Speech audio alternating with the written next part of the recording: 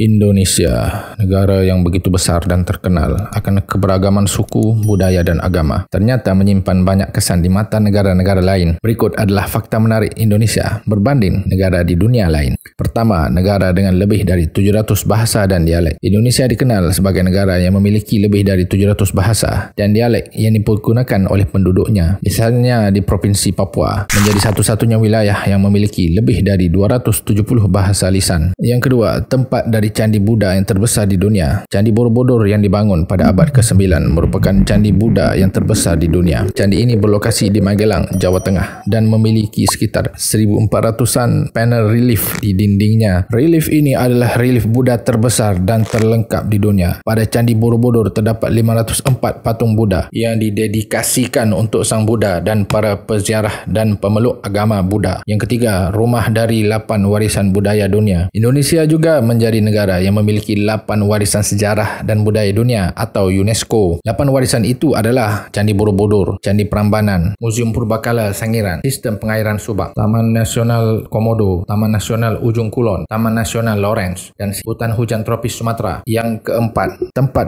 dari puncak tertinggi di dunia. Di Indonesia terdapat puncak tertinggi di dunia, yaitu Puncak Jayawijaya, setinggi 4.884 meter di atas permukaan air laut. Pada puncaknya terdapat salju yang merupakan fenomena langka di negara tropis seperti di Indonesia. Yang kelima, memiliki danau vulkanik terbesar di dunia. Indonesia memiliki Danau Toba yang merupakan danau alami terbesar yang ada di kawasan gunung berapi super di Sumatera Utara. Danau Toba memiliki kedalaman sekitar 500 meter sepanjang 1,000 km dengan lebarnya mencapai 30 km. Danau Toba dulunya merupakan danau yang terbentuk kerana erupsi gunung berapi yang terjadi pada 70 ribuan tahun lampau. Letusan yang membentuk Danau Toba ini merupakan letusan terbesar yang pernah terjadi di bumi dan memakan banyak korban jiwa. Yang keenam, negara yang pernah keluar dan masuk keanggotaan PBB. Indonesia pernah keluar dari keanggotaan PBB pada Januari 1965. Alasannya kerana Indonesia menganggap PBB tidak bisa berlaku adil dan netral terhadap perselisihan dan sengketa antara Indonesia dan Malaysia. Wow. Jadi kerana Malaysia, Indonesia keluar masuk PBB. Namun pada 19 September 1966, Indonesia masuk kembali ke dalam keanggotaan PBB sebagai anggota ke-60 pasca Presiden Soekarno mundur dari kursi presiden diganti oleh Presiden Soeharto. Ketujuh, terletak di jalur Ring of Fire. Indonesia merupakan negara yang terletak pada jalur Ring of Fire atau cincin api kerana terletak di dua lempeng tektonik. Indonesia berada pada posisi wilayah tektonik dan terdapat 150